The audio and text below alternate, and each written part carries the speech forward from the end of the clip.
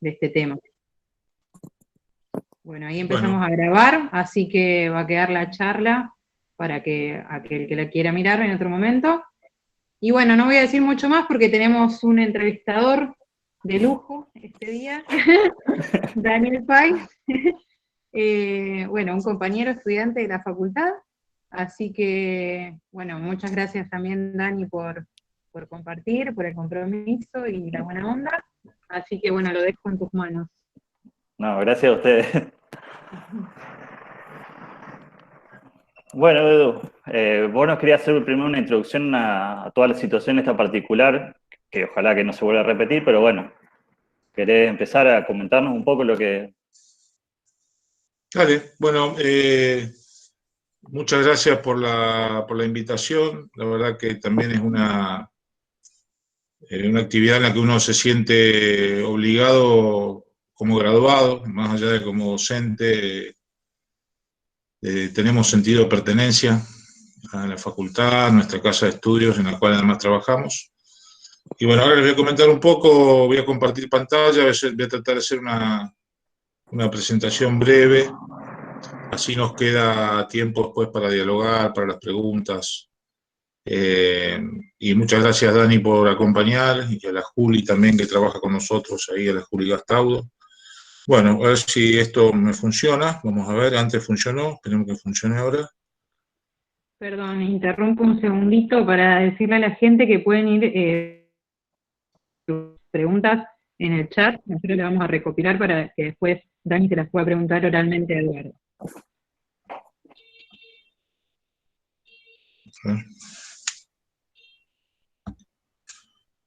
¿Qué uso? ¿Toda la pantalla? Sí, Eduardo. Bien.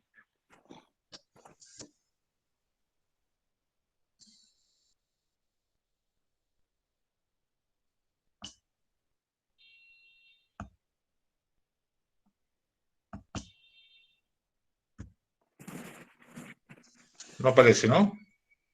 Ahí empezó. Ah.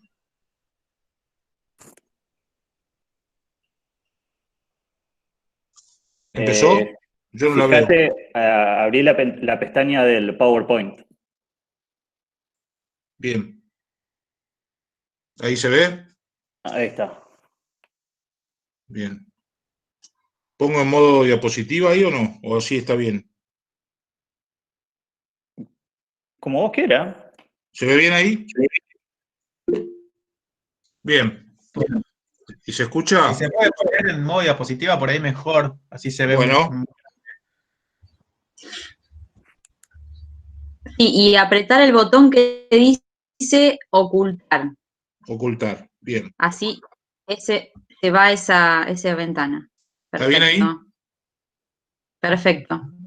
Bien. Bueno, la idea era contarles un poco. A nosotros nos convocaron a un grupo de gente en el año 2007 a trabajar en las islas. En ese momento hubo unas inundaciones muy importantes, porque fue la época en que se empezó a llenar de vacas. La isla pasó a tener 10 veces más la carga que tenía históricamente. Y hubo una gran inundación, una gran mortandad, y ahí nos llamaron a trabajar desde el Taller Ecologista, que es una ONG de Rosario. Ese es un mapa, si ustedes ven, el circulito negro es lo que marca lo que sería el delta en el marco de la cuenca del Plata, ¿no? Y el mapa de la derecha tiene un poco más de detalle.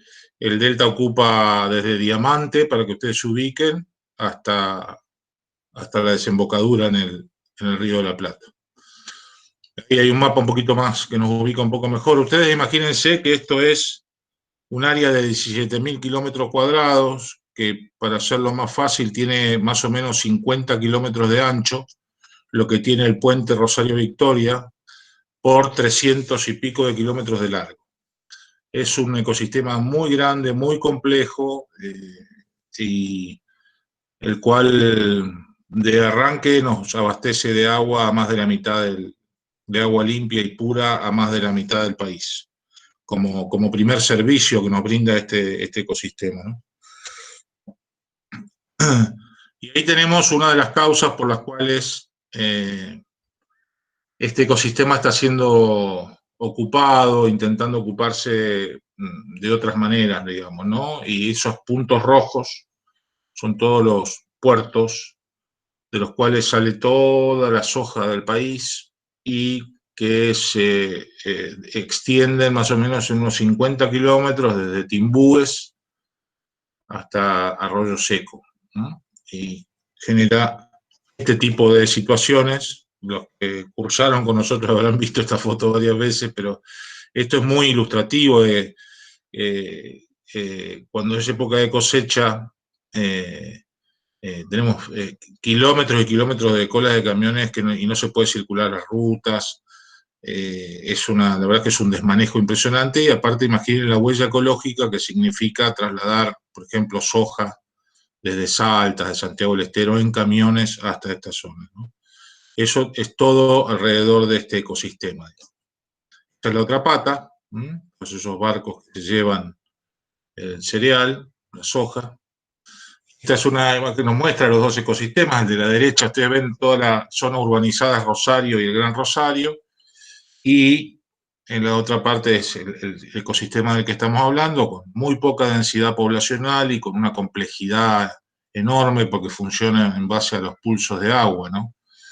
A veces ahora hay una gran seca histórica, pero a veces del nivel de agua que hay ahora puede subir 4 o 5 metros.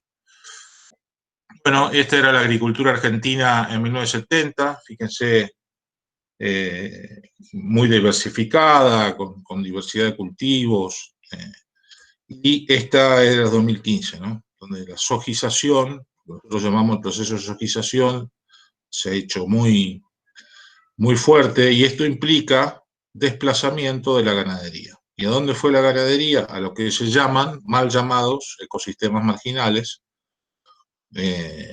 Uno de ellos es el delta. Entonces, ya desde 2003, 2002, 2003 y desde 2005, en que se inauguró el puente, el acceso a esos territorios ha sido mucho mayor, y la sobrecarga en algunos momentos de ganado se hizo evidente, y el mal manejo del ganado se hizo evidente. Este esquema intenta mostrar lo que es un humedal. Cuando hablamos de un humedal, hablamos de una especie de un ecosistema que no es ni una laguna ni es tierra firme. Es un ecosistema que funciona con presencia de agua casi todo el año, puede funcionar sin agua, pero toda la vegetación y la fauna está adaptada a la presencia de agua. Y ahí en este esquema se intentan mostrar la cantidad de servicios que prestan estos ecosistemas, ¿no? Uno de los más importantes es la filtración de agua. Al tener vegetación y haber lagunas y riachos, el agua se detiene, va más despacio y es filtrada. Y a su vez es un lugar de cría de peces. Bueno, habitan el carpincho, la nutria, muchos de ustedes deben saber. Hay una gran diversidad de árboles también en la zona que llamamos albardones. Y le presta un montón de servicio a la gente que vive ahí, que se alimenta con los carpinchos, con las nutrias, con los peces, que a veces hacen producción de miel y otras de ganadería, como se ve en la fotito de ahí abajo. Es decir, es un ecosistema complejo, diverso, y que funciona en base a los pulsos de agua. Esta es una imagen cerca de Gaboto, de Puerto Gaboto, que muestra un poco la vegetación arbórea. Es típica de lo que se llaman albardones. Los albardones son las zonas más altas que le permite a los árboles desarrollarse, ¿no? En las zonas más bajas, cuando permanece el agua mucho tiempo, los árboles no pueden desarrollarse. Esta es otra imagen. Esto es muy cerca de Gaboto también, en lo que hoy se llama el Parque Nacional Isla de Santa Fe, el único parque nacional que tiene nuestra provincia, y que ayer tuvo muchísima actividad porque a raíz de estos incendios, de los cuales ahora vamos a hablar, se decidió crear lo que se llaman faros de conservación y se independizó. Este parque dependía del Parque de Entre Ríos, del Parque Predelta, y por primera vez en Santa Fe va a tener su administración propia, en Puerto Gaboto, y bueno, un orgullo comentar también que el nuevo intendente de ese parque es un colega y amigo, se llama Brian Ferrero, con el que hemos estado trabajando todos estos años, ¿no? En la defensa del lugar de los pobladores locales en estos sitios. Como ven, son ecosistemas diversos, complejos y muy lindos, ¿no? Más allá de la estética, que es a veces lo que nos hace catalogar o no un ecosistema. Y bueno, este es el tipo de actividad productiva que hay. Acá podemos decir algo del manejo del fuego. Es verdad que en muchos sitios se usa el fuego, pero se usa el fuego en determinado momento y en determinadas condiciones, en los meses de julio y agosto, para lo que se llama quemar la vegetación seca que quedó del ciclo y que se transforma en una vegetación un poco dura, y que le cuesta entonces a la vegetación naciente en primavera crecer y desarrollarse y ser alimento para el ganado. La práctica se ha hecho durante mucho tiempo, pero se hacía de manera controlada, y ustedes fíjense, en esta foto, si ustedes ven arriba a la izquierda hay un curso de agua, una laguna, y si uno sigue andando a caballo por ahí va a encontrar un arroyo. Entonces, había límites naturales al fuego. ¿Qué pasó hoy? Primero, se empezó a quemar en enero y febrero, eso es muy raro. Y las condiciones climáticas y ambientales han sido muy especiales y muy predisponentes para que haya incendios. ¿Por qué? Porque hay una seca histórica. Hace un año que hay seca, que no llueve o que llueve muy poco, y el río bajó a niveles históricos. Entonces, todos los cursos de agua interiores, lagunas y arroyos están secos. Y además hay menos ganadería por temas que ahora capaz no tengamos tiempo a tratar, pero justamente ahora hay seca, pero los años anteriores hubo inundaciones, y cuando uno lleva las vacas a estos lugares y se inunda, hay que sacarlas con barcos, que ahora creo que viene acá. Bueno, este es un puestero en la zona una de las zonas donde estuvimos trabajando, con el que recorrimos muchos días, lo ayudamos en las tareas y aprendimos un montón del manejo del ganado, de las plantas que hay ahí, digamos. Esto es una actividad típica, ¿no? Con una cuestión cultural muy importante también, que me parece que hay que rescatar y valorar.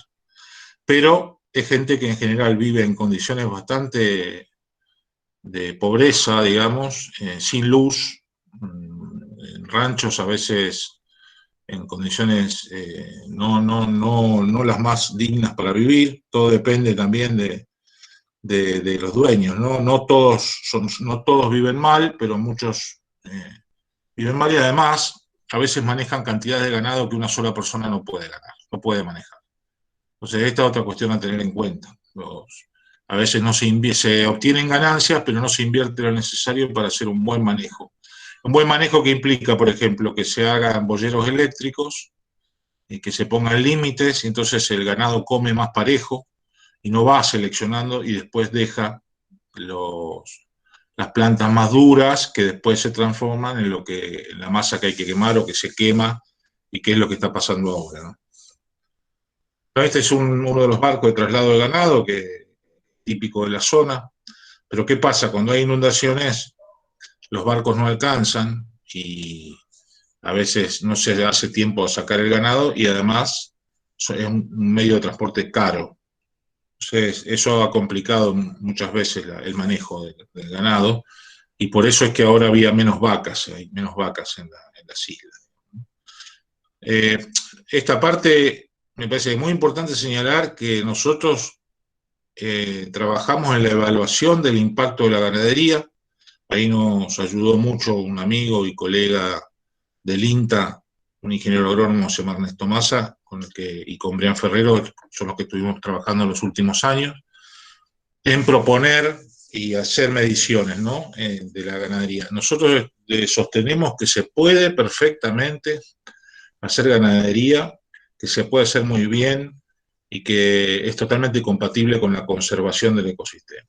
Es más, se puede hacer compartiendo hábitat con la apicultura, con el turismo, con la pesca. Simplemente hace falta decisión política de acompañar estos procesos, de que haya técnicos, de que haya inspecciones, de que haya lanchas, de que haya gente recorriendo.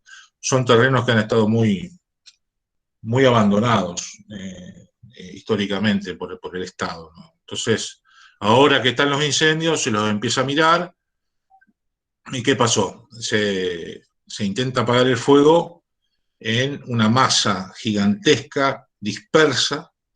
Ahí estaba leyendo que se estaban gastando 22 millones de pesos por día en intentar apagar el fuego. Y ustedes imagínense si se hubieran gastado, ya llevan más de 200, 300 millones de pesos gastados en apagar el fuego, y si esa plata se hubiera gastado en hacer las cosas bien en el territorio. Hubiera sido muy distinta la situación y no se hubiera llegado seguramente a estas quemas que tenemos hoy. Esta es una vivienda típica de la isla donde ustedes ven los cajones de abejas, ¿sí? Que es otra de las actividades muy importantes. La miel de la isla es una miel de excelente calidad, mucha de ella se exporta, alguna es declarada certificada orgánica y tiene un precio muy, muy alto en el mercado porque van directamente a Alemania, algunos. Y como irán imaginándose, hay mucho trabajo por hacer acá para nuestras disciplinas, ¿no? La veterinaria, la agronomía y bueno, y otras ciencias, ¿no? Sí, hay mucho trabajo por hacer acá y por ayudar, por comprometerse, digamos, para hacer las cosas de una manera adecuada, digamos, ¿no? Bueno, y acá empezamos, los fuegos no son nuevos. Esa es una foto de focos de fuego del Delta del 2008.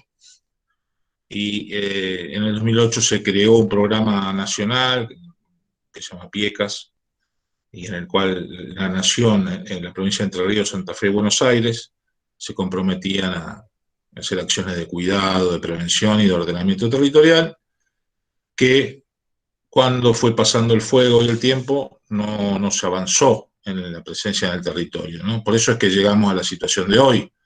Si se hubiera avanzado en ese momento con acciones en el territorio, con acciones de cuidado, de ordenamiento, no hubiéramos vuelto a repetir la historia, digamos, ¿no? Como se ha repetido ahora. Esas son las fotos de estos días, ¿sí? El puente y el fuego. Esta también es muy, muy ilustrativa, ¿no? De estos días que han sido muy complejos para los que vivimos en Rosario, porque de verdad el humo se hizo así respirable el aire de Rosario, ¿eh? La verdad que fue muy fuerte. Bueno, esto es una zonificación del delta, no importa ahora no entrar en detalles, pero para que ustedes vean que no es lo mismo, no es todo igual. Hay zonas más altas, zonas con más vegetación, zonas de lagunas, y esas son lo que se llaman zonas ganaderas, que es una publicación que se hizo para ver los tipos de manejo.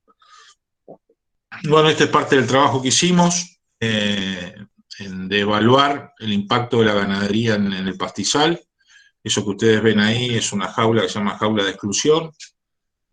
Ahí se ponían varias en el terreno y de esa manera las vacas no pueden comer el pasto y se evalúa cómo se desarrolla esa vegetación comparada con la que sí puede comer el ganado, ¿no? Son técnicas sencillas pero bastante útiles para darnos información.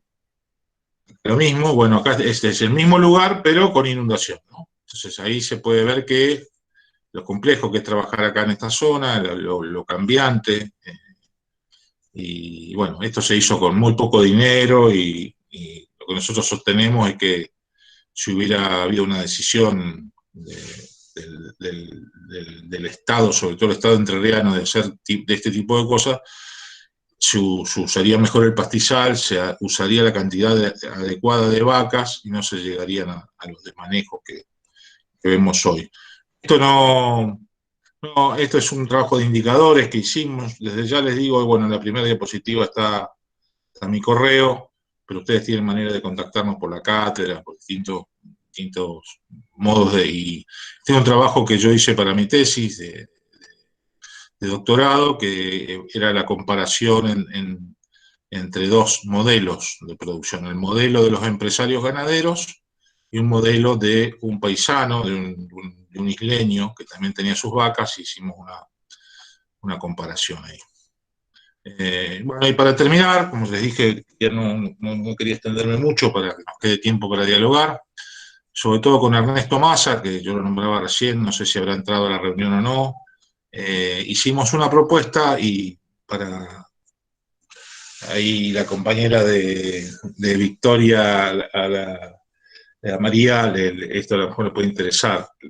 Victoria tiene más de 100.000 hectáreas fiscales, o sea que son del Estado entrerriano, y que están muy descuidadas y que a veces son apropiadas por empresarios o por gente que las ocupa, porque, bueno, como nadie controla.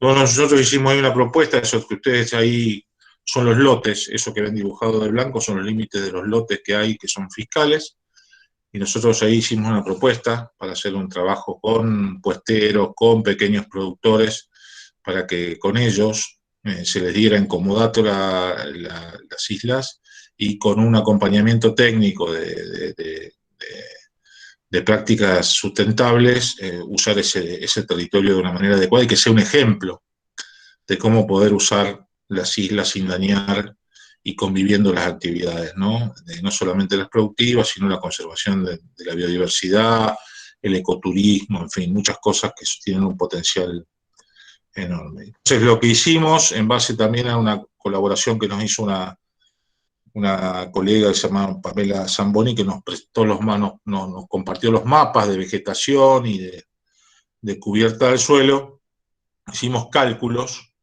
en esas más de 100.000 hectáreas de cuántas cabezas de ganado se podrían manejar, qué zonas de conservación destinar y que no se permita el pastoreo para que haya un desarrollo de la biodiversidad. En fin, eso se lo entregamos en su momento a tierras fiscales de Entre Ríos, pero no hubo mucha respuesta. Bueno, eso, y para terminar, es que es un territorio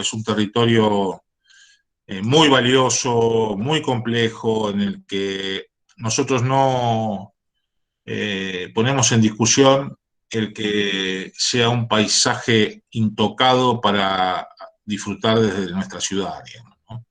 Nosotros creemos que hay que conservarlo con la gente adentro, con los puesteros, con los pescadores, con los isleños, con los productores, y usarlo bien y que se aproveche, pero de ninguna manera sacar a la gente de ahí o crear estructuras solo de paisaje para la gente urbana que lo disfrute. Y les aseguro, un lugar donde nuestras profesiones tienen mucho para hacer.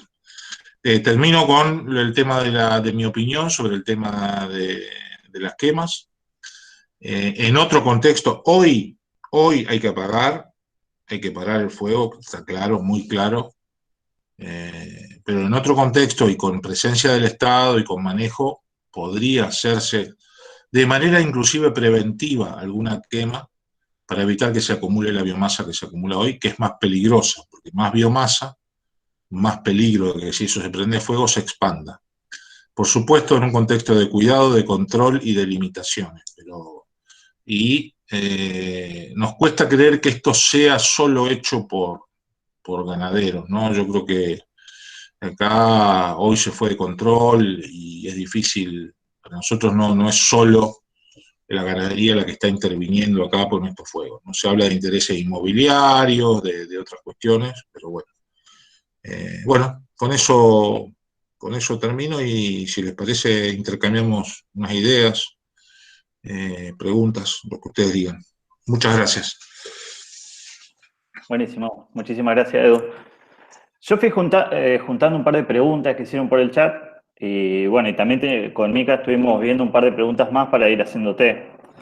Por ejemplo, hay una cuestión que por ahí a mí me llama la atención que, obviamente por la magnitud que tiene esto, pero no solamente que es en este lugar, o sea, las islas de Rosales, sino que yo he visto que también las quemas están siendo en mucha superficie del margen del Paraná.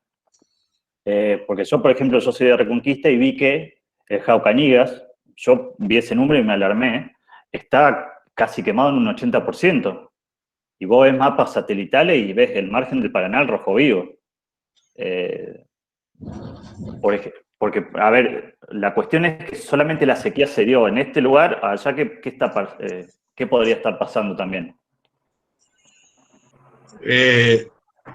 Mirá, ahí lo que yo veo justamente son condiciones climáticas extremas las que estamos atravesando. Hay una sequía de un año. Entonces, los ambientes están mucho más susceptibles al fuego. Y agregale gente que, como pasó, que sucedió, gente que acampa y deja un fuego mal apagado, cazadores que pueden dejar un fuego mal apagado. Hoy, ¿qué pasa? Hoy está prendida una zona y vuelan pedazos, un poco de viento norte, como pasó la semana pasada, y vuelan pedazos encendidos, y prende a 500 metros, y así sucesivamente. Hoy está un poco fuera de control la cuestión. Yo no me atrevo, no quiero decir que esto sea solo la ganadería, ¿no? Me parece hasta injusto, digamos. Aunque insisto, si hubiera quema para ganadería, ahora no habría que hacerla, y lo que estoy hablando es de hacerla de manera ordenada y con control en condiciones en que se pueda hacer, ¿no? Claro. No, porque sí, pues realmente llamativo, porque por ahí puede ser. Yo veo por ahí, por ejemplo, que no sé si tiene más visualización por el tema, por eso también te quería preguntar, porque lo reflejaron mucho los medios, pero también se ve mucho movimiento por las redes sociales, que hoy en día como que con esta situación particular tienen un peso bastante grande. Y eso, te quería preguntar por esa cuestión. ¿Vos cómo ves cuando cómo lo reflejaron los medios de comunicación y si vos por ahí tenés llegada también a las redes sociales? Mira, los medios de comunicación hay que tenerlos, hay que escucharlos y verlos con mucha atención, digamos, y con mucho cuidado, digamos. Yo no me guío por lo que opinan los medios de comunicación, ¿no? Yo creo que son fáciles a demonizar y a simplificar los hechos, digamos. Yo creo que, entonces, alguien puso ahí en el chat, son múltiples causas, y hoy yo me atrevo a decir que son múltiples causas las que están produciendo esta situación. Lo que sí no se puede seguir sin la presencia del Estado. La presencia del Estado es dinero puesto en el ordenamiento territorial. Y ahí sí, si hay que sancionar al que hace las cosas mal, hay que sancionarlo. Pero la sanción y la cuestión judicial, para mí son siempre la última, no la primera herramienta, digamos, ¿no? Para mí hay muchas cosas antes para hacer. Claro. Edu, me piden si podés dejar de compartir pantalla. ¿Y cómo hago? Ahí, fíjate, volvé a la pestaña de Chrome. Ahí está. Listo. Bárbaro. Otra cuestión por ahí que también me llamó la atención es si la gente o la sociedad en general es consciente de la importancia y los beneficios que tenemos de tener los humedales como vecinos nuestros. ¿Pensás que realmente lo valoran desde los servicios y los bienes que podemos o...? Voy a ser cuidadoso, pero te diría que el 80% de la gente, si no llega más el humo, se olvida de los humedales. No hay una valoración de lo que significan. Por eso te digo, para mucha gente son un paisaje, Claro. una escenografía de la ciudad. Y eso es muy importante que lo cambiemos.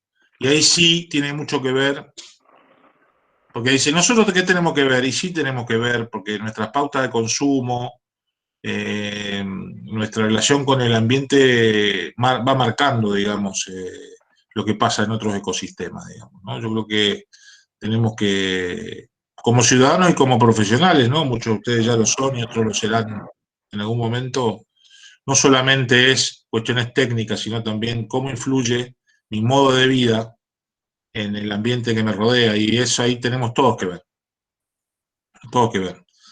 Lo que pasa es que el modo de vida urbano te hace sentir lejos o desconectado, como que vos no dependieras de los ciclos de la naturaleza, y es un problema, es una falacia, ¿no?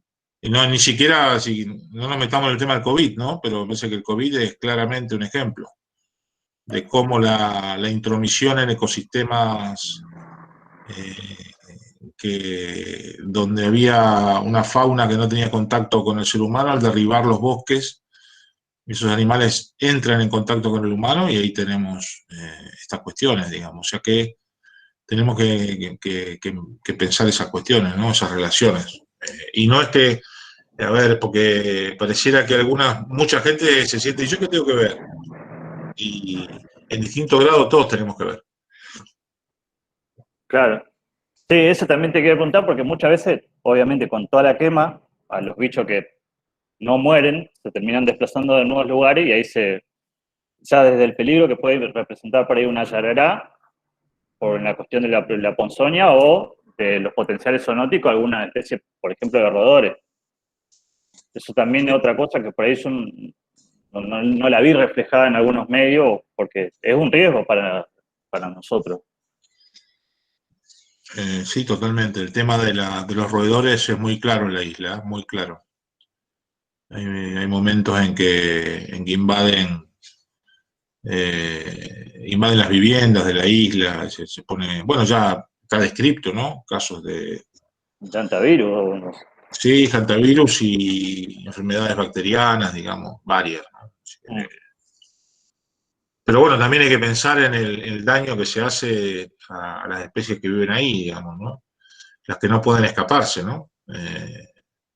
Eso también es los nidos de pájaros, los pequeños, las crías recién nacidas que no tienen tiempo de moverse, digamos, cuando se quema de esa manera, el daño es importante. Sí, claro. Mirá, acá hay un par de preguntas que yo vi por el chat.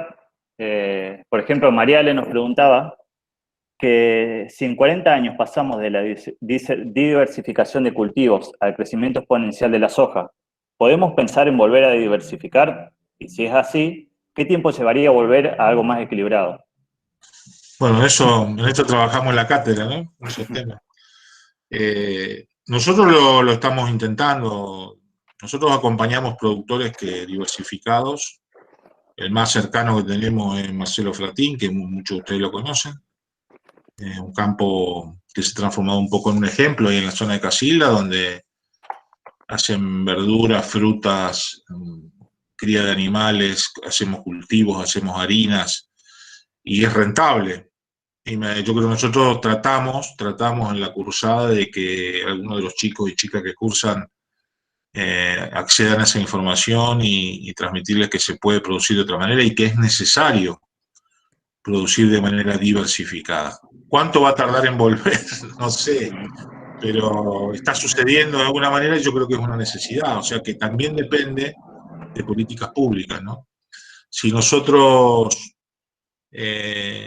para generar ingresos económicos, para salir de la pandemia, vamos a usar las mismas herramientas que generaron la pandemia, estamos en un problema, ¿no? Y a eso me refiero, por ejemplo, si con este posible acuerdo con China que se está hablando tanto de poner factorías de miles de cerdos todos juntos en un criadero industrial. Eso es una bomba posible de virus, en realidad, más que pensarlo como para mí, ¿no? Y para muchos que estamos en estos temas, es claro que hay que pensar en otro desarrollo, no en lo mismo que nos trajo hasta acá. Claro, ir adaptando la fórmula. Ahí preguntaban, Camila, me parece que si el gobierno de Santa Fe tiene, y después preguntaba el Frank Gaunay, tiene incidencia. El gobierno de Santa Fe tiene incidencia en lo que es territorio santafesino, digamos, que es una porción chica del delta. El delta del que estamos hablando, el 80% es superficie entrerriana.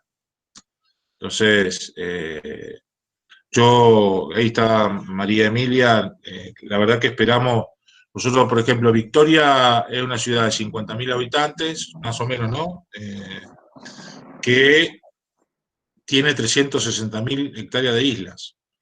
Ya nunca tuvo el equipamiento suficiente ni el personal para recorrer. Nosotros hubo meses en que había una sola lancha para recorrer toda esa superficie y no tenían combustible. O no tenían... Seguimos con una lancha. Seguimos con una sola Bueno, ahí lancha. está, ¿ves? Entonces, es imposible controlar el territorio si no hay decisión política de invertir en recursos, invertir en personal. Así es. Es básico. Ya que por ahí lo nombraste, yo como victoriense y entrerriana por ahí me veo un poco ofuscada con este tema de los incendios por el hecho de que muchos nos echan la culpa a los victorienses, como que si nosotros somos los que vamos a prender el fuego. Y lejos estamos de eso y estamos re preocupados, no saben lo que trabajan los bomberos voluntarios de acá de Victoria, y también está trabajando el plan del manejo del fuego nacional y provincial, y tienen base en Santa Fe. Y por ahí no se ve todo eso, no sabemos por qué no se ven en los medios, y realmente es difícil la situación que hoy en día tiene este municipio porque Victoria es, creo que, la única ciudad en el país que dentro de su ejido urbano tiene territorio insular. Entonces, imagínense si la gente, acá el 50% de las personas paga los impuestos, de los ciudadanos en realidad, paga sus impuestos, imagínense que nosotros tenemos que tratar de arreglar el pozo, el caño, el agua, y con eso que sobra, la isla, que son 370.000 hectáreas, que no se pueden recorrer, y por suerte, o sea, por suerte no, porque lamentablemente ante estos problemas que tenemos que hace muchísimos años que desde acá se tratan de visibilizar y por ahí no nos dan bolilla, bueno, gracias a Dios vino la ministra de Gobierno de Entre Ríos, Rosario Romero, y bueno, le hicimos varios pedidos y varias cosas que de inmediato comenzaron a actuar, y una de las cosas que le pedimos era que en todas las escuelas de isla, que existen 11 escuelas o 13, si yo no estoy equivocada, para que esas escuelas tengan equipamiento, que tengan buen internet, que tengan lugar donde la gente se pueda quedar, como para empezar a estar más en territorio y poder monitorear más, porque hoy en día la isla es tierra de nadie y por eso pasan las cosas que hoy ocurren, como decía Eduardo, es multicausal lo que está ocurriendo por la sequía, por la bajante, porque el cortafuego natural que era el agua no está, y también porque la ganadería dejó de ser rentable, lo digo con conocimiento de causa, porque mi papá tuvo hacienda en la isla muchísimo tiempo, y esto es algo que por ahí no dijeron y es un poco controversial, pero bueno, nosotros lo queremos visibilizar. El tema de la hidrovía Paraná-Paraguay está realizando un impacto grandísimo, social y ambiental, porque todo el tiempo se tiene que dragar la hidrovía para que puedan pasar los barcos de gran calado y cargados con el cereal, justamente por lo que hablaba Eduardo de esta conversión por ahí al monocultivo que tuvimos todos estos años. Entonces, hace 25 años se viene dragando, y obviamente el material que se saca del fondo no va a ir para el lado de Rosario porque no hay para depositar ese material, sino que se deposita libremente en todo lo que es las islas de Victoria, de la jurisdicción de Victoria y de Diamante. Y tenemos ya 16 bocas tapadas, es decir, la boca del Bobo, que todos la deben conocer, bueno, después viene el Paranacito, que son las más grandes y que son las que a la ciudad de Victoria le traen agua, que serían el Paranacito y no me acuerdo qué otra más, desemboca en una laguna muy grande que se llama Laguna Grande, y ahí mismo, de ahí nosotros sacamos el agua que potabilizamos. Entonces, esa gran obra, primero que si seguimos así, en un tiempito nos va a dejar sin agua para tomar, porque imagínense que del Paraná Grande hasta la ciudad tenemos 60 kilómetros. Y segundo, que nos ha dejado sin vías navegables. ¿Por qué? Porque antes todos los veranos teníamos crecientes, pero no nos afectaban tanto, porque el lecho del río, en vez de estar 5 metros, como está hoy, por ejemplo, o 2 metros, estaba a 10 metros el lecho del río. Entonces venía una creciente y no te sacaba con los animales de la isla. Hoy en día el lecho del río está capaz que en 3, el que antes estaba en 10, ahora está en 3. Entonces cualquier creciente de verano te saca de la isla, deja de ser rentable, obviamente por el flete, y además tenemos cada vez menos vías navegables para los pescadores y para los colmeneros. Entonces es un problema no menor. Lo que plantea Ana Emilia habla a las claras de la falta de planificación y de ordenamiento territorial. Es dramático, es dramático. Uno no piensa, por ejemplo, esto que te dice hay isleños que se le tapan los cursos de agua por los cuales pueden salir y tienen que andar 2 o 3 horas de lancha gastando una cantidad de combustible impresionante para poder moverse. Resultado, se está despoblando. Cada vez menos gente vive en estos lugares. Y coincido en que son la gente del lugar los que tienen que cuidar estos territorios. La gente que vive en el territorio se apropia en el buen sentido y lo cuida. Necesitamos apoyo para que los lugareños, los puesteros, tengan viviendas dignas, con palafitos elevadas, con pantallas solares, con acceso a la energía, con acceso al agua potable. No es tan caro, no es una cosa imposible de hacer, pero necesitamos que haya arraigo y el Estado tiene que intervenir para hacer esas cuestiones, ¿no? Bárbaro. Y ahora, en cuanto a eso, al tema del Estado, porque viste que se están queriendo promover muchas leyes, que se declare como un parque nacional. ¿Qué opinión para ahí tenés o cómo ve el accionar para ahí del poder político en esta situación? A ver, la mayoría habrán escuchado que nuevamente se está tratando una ley de humedales a nivel nación, una ley de presupuestos mínimos de protección de humedales, como ya existe la de protección de bosques. Ahora, una ley no garantiza el efectivo cuidado del territorio. Es un marco legal que puede ayudar, pero a mi juicio, o sea, ¿qué quiero decir? ¿Es importante que tengamos una buena ley de humedales? Sí, pero no alcanzaría si no hay, insisto, la decisión política firme, continua y sostenida en el tiempo de estar en el territorio, de ordenar el territorio y de hacer las acciones en territorio, que han estado siempre ausentes, digamos, ¿no? Eso es lo que yo creo, digamos, y que, por supuesto, hay distintos roles, digamos, una cosa es un municipio, otra cosa es una provincia y otra cosa es el Estado Nacional. Es fácil decirlo, en realidad, ¿qué puede decir uno? Tienen que trabajar en conjunto los 3 niveles del Estado, pero a veces hay chisporroteo, a veces hay cuestiones políticas de por medio, y bueno, la ciudadanía está pidiendo que se pongan de acuerdo para hacer lo que hay que hacer, digamos. O sea, si vos me preguntás, la ley de humedales es muy necesaria, pero no alcanzaría eso solo. Por ejemplo, la ley de humedales no te va a apagar el fuego, por ejemplo. Claro.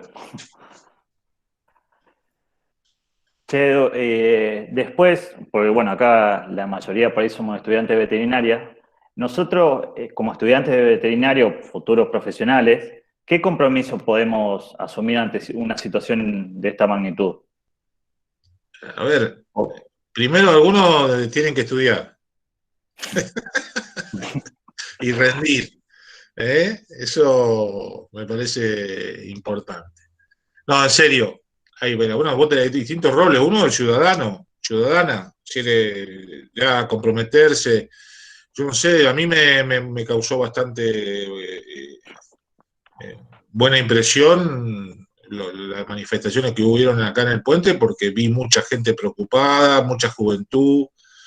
En ese sentido, la gente está reaccionando a esto de las factorías de cerdo.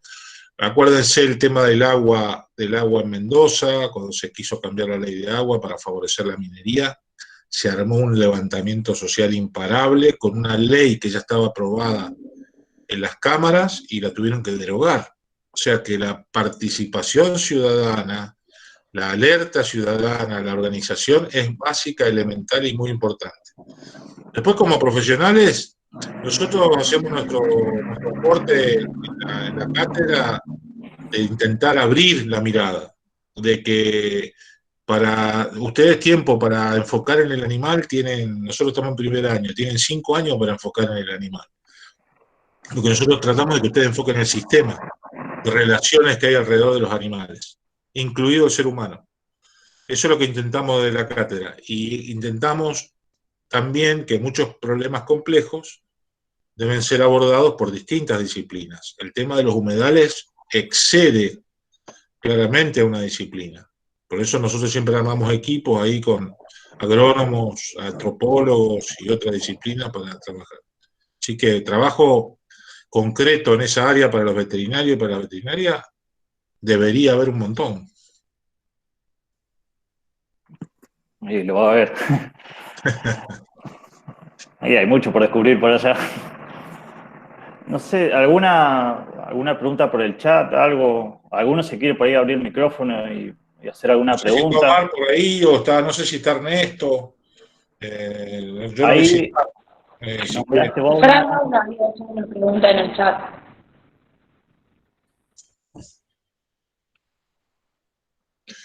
Ahí está Ernesto, mira. Si quiere, Ernesto es ingeniero agrónomo y ha trabajado con nosotros estos últimos años, y tenemos 2 minutos para darle a Ernesto. Figura ahí como María Laura Vicentini. Ernesto. Hola, ¿cómo va? Hola. Pasa que los viernes a la noche me trasvisto. Bueno. Hay que divertirse un poco, ¿viste? Está bien. Vale, Ernesto, comentanos lo que vos te parezca. Ernesto hoy trabaja en el INTA y es de una de las personas más consultadas por este tema a nivel nacional, porque ha estudiado los efectos del fuego. Así que, Ernesto, lo que puedas comentarnos, creo que la gente que está participando lo va a valorar mucho. Che, bueno, Eduardo, te felicito, linda la charla, pude escucharte, menos mal que me pasaste acá el link.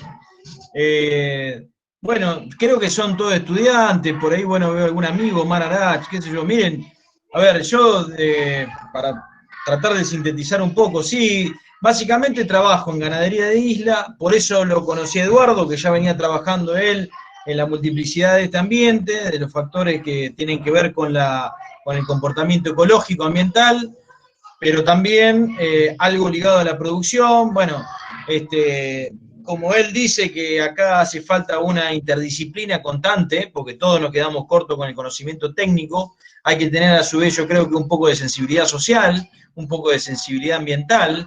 Estamos ante presencia de un ambiente nuevo desde lo geológico, pero también con nuevas tensiones que tienen que ver con el sistema, capitalista reinante que bien describió Eduardo en esta zona.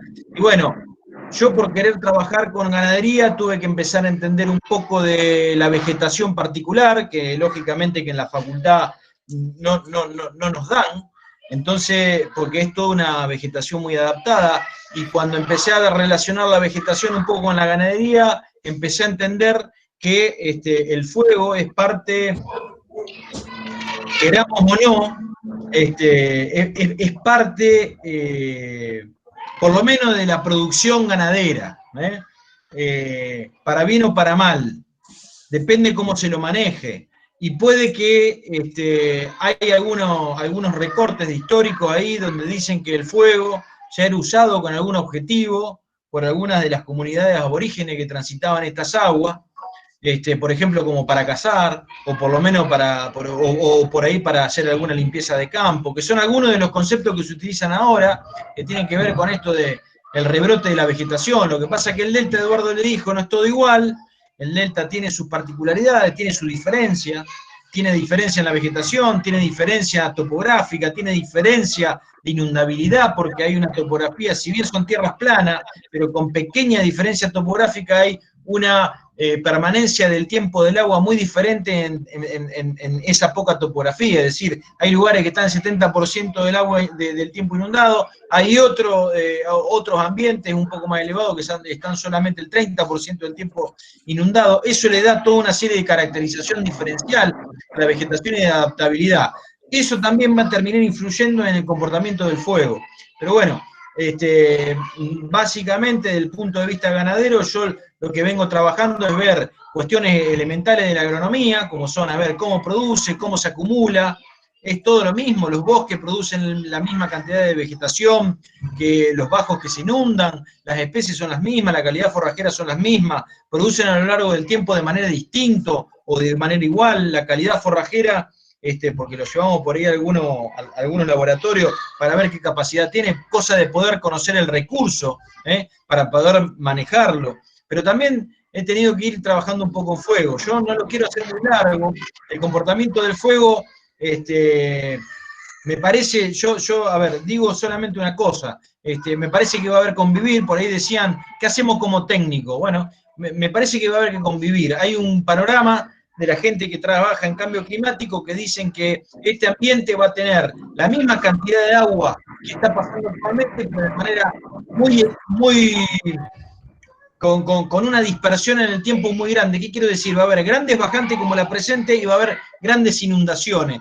El agua a través del tiempo va a ser la misma cantidad, ahora va a pasar de manera distinta. Como son ambientes que están adaptados para producir con humedad, con agua, entonces, ¿qué pasa si pasa lo que pasó ahora? Por ejemplo, hace un año el río estaba alto y se produjo muchísima acumulación de biomasa.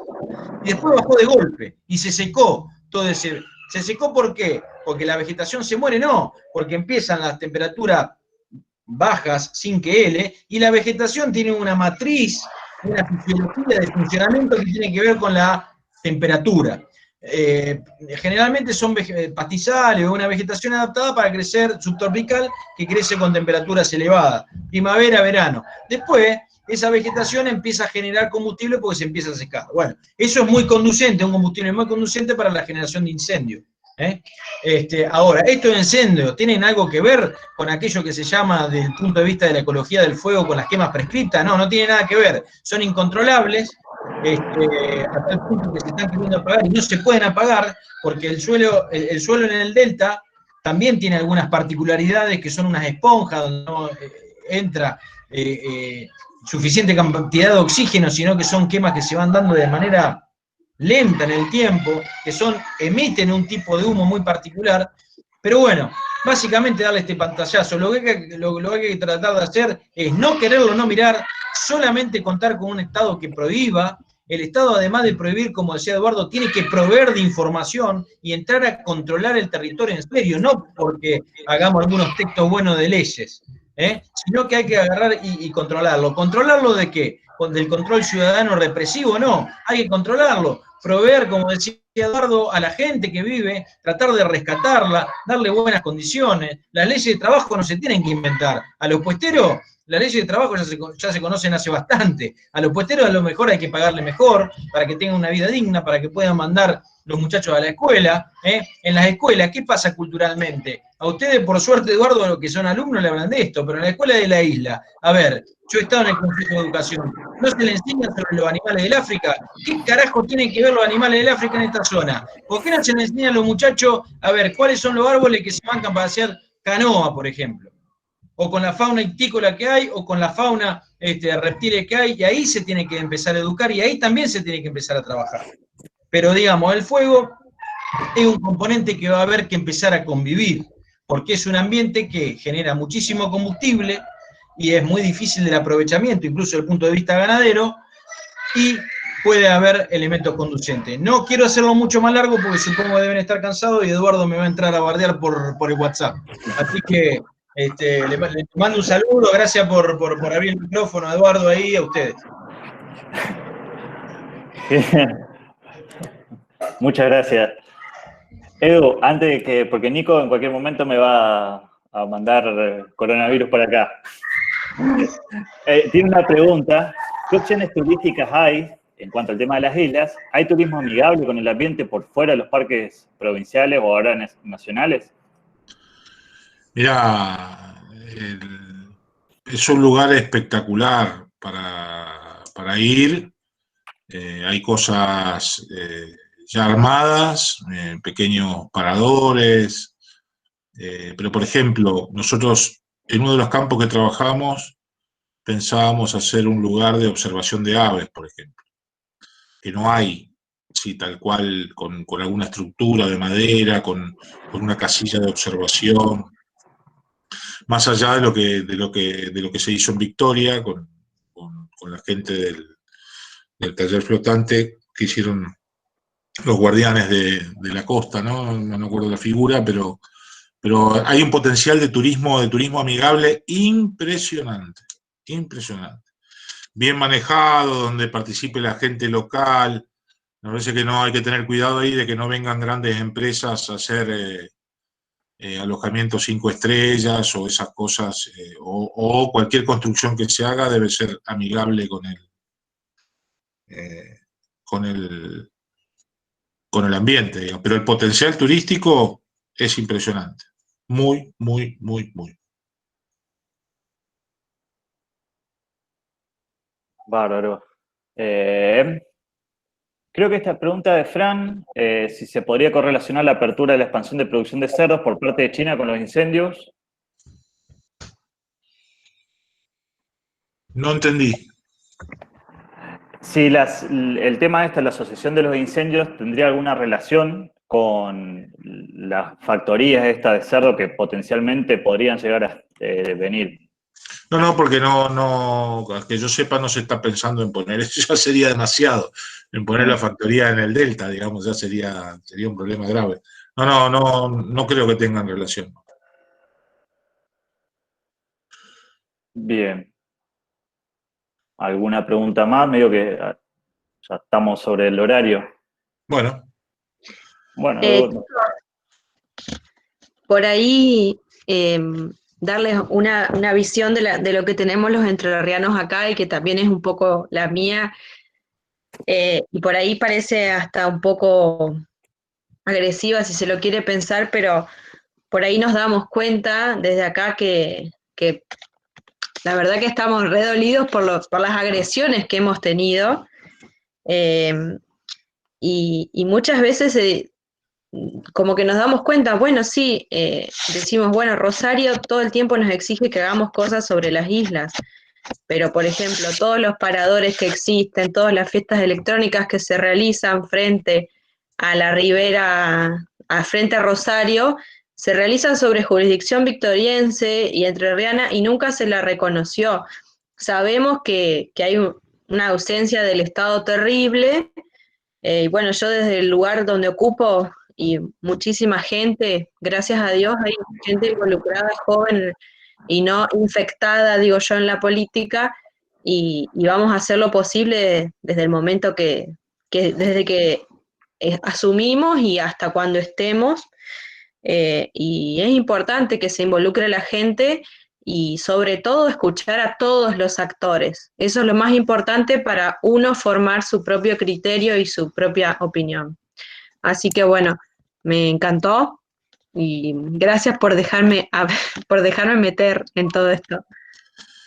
Bueno, yo a mí también muy agradecido y me parece súper importante, Emilia, que vos hayas podido hablar, porque la verdad, nosotros nos sentimos mal también como se quiere poner esto en un River Boca, en un Rosario contra Entre Ríos, Rosario contra Victoria, no tiene nada que ver, y tenemos que salirnos de esa lógica totalmente.